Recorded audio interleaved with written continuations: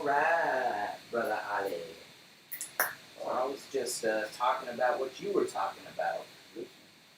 The sound of silence. Yeah.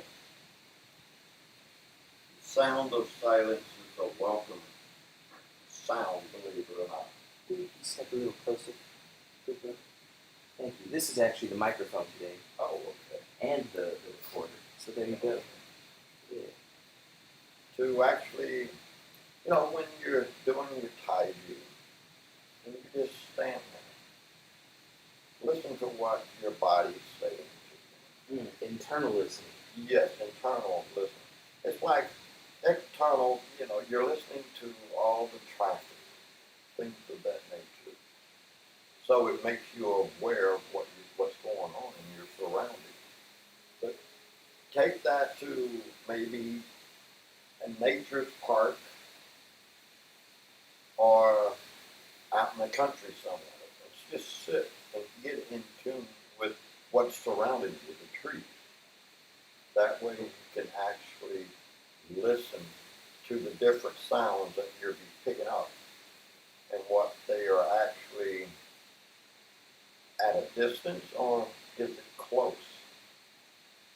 Also using, especially standing in the tight, you can listen with your whole body. Right. I like to think of tension as noise in my body, and then that's what cues me to bring my attention there and shift about. Yeah, exactly. So when you're shifting and you're getting into that, you're allowing your body not only to breathe, but to listen. You can feel the listening through your feet. Yeah. If something is coming on the ground, you can feel it. Right. It's also sometimes a form of energy because I felt water before. And it's like, wow, that is rushing. But you listen for that sound, you feel it, and then you listen for it. What does it sound like? And then what does it feel for you? Yeah. Like a lot of times in the country is a nice place to be because then you can get in touch with the animals that you see. Birds, raccoons, fox, things of that nature you can tune into and just being quiet and breathing. You're getting tuned to allow them or they allow you into their space. And they come in, they check you out, and they're sitting up there like a little raccoon would sit up and just look at you, trying to figure out what are you doing.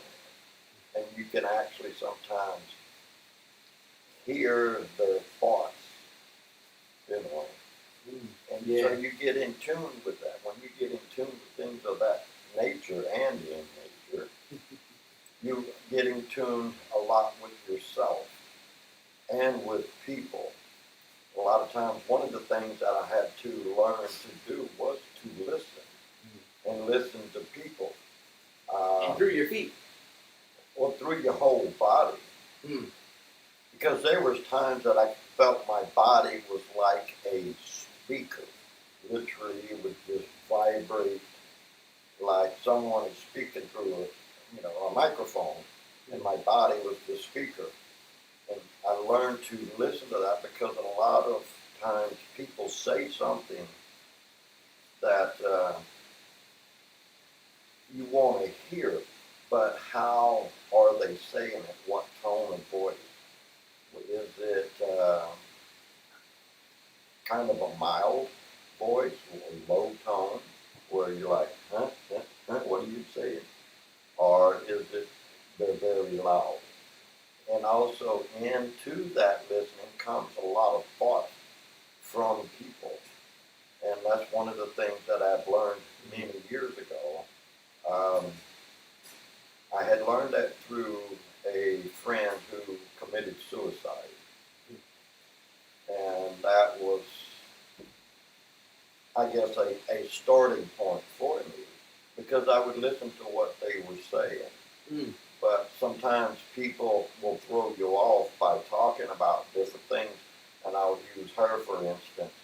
A lady friend of mine would talk about how she felt after she was on an acid trip, and how these things would drain from from her body and what was happening and what she had felt, but didn't know to listen deep enough to hear what she was actually saying. And about a week later, um, she gave a phone call. We received a phone call saying that, hey, she's sorry for whatever she had done and whatever she had caused, that she was calling other people. But see, I didn't listen. I didn't know that she was actually calling for help. Hmm. And at that moment, about 35 minutes later, we received another phone call from another person saying that my lady friend had shot herself and killed herself. So a lot of times, you learn to listen what is in their voice and what is their. If they can find out a little bit about their habits, then you can actually tune in with them. You can actually listen and pick up things, but at that time I was just learning all of it. So now I've learned a lot through other people who have problems and things of that nature. So listening to them with your whole full body, you're actually taking in a lot of things that they're not saying to you that you can pick out at times, and you go, oh, okay, I caught that. You're relating that to listening to the silence, huh? Yes, listening to the silence of it. So I guess listening to the silence could also be kind of like quoted as reading between the lines, huh? Yeah, kind of. Okay. Like that, yeah, you could say that. Now again, listening with the whole body as you get into it and you feel like a speaker at times, that you'll pick up more about that person, especially if you're talking to them. Yeah. And you're picking up on that energy where you can actually listen to not only the things that they're saying, but what their body's energy Right. is producing. Right. Like I've trained myself to listen to the Dantian of lingering thoughts. Wow, full circle right there. Right. Yep. Exactly. Nice one. Exactly. Nice. Yeah. Awesome. So it's really amazing to get in tune with that. At times, people will say, well, I say like he was in a store and you felt someone that thinks like, oh man, this person must have had a bad day. They're just not happy, But you're picking up on the energy as well. And a lot of times you start questioning that because it'll pop into your mind. It's like, okay, what's up with this person? How do I know without knowing? And when you walk by them, you feel their energy. Right. You can also, a lot of times, see what their facial expression is. And then listen deeper to it. Yes, Yeah. exactly. Yeah, nice one. Cool. Thank you, Brother Oli. Thank you. Yeah.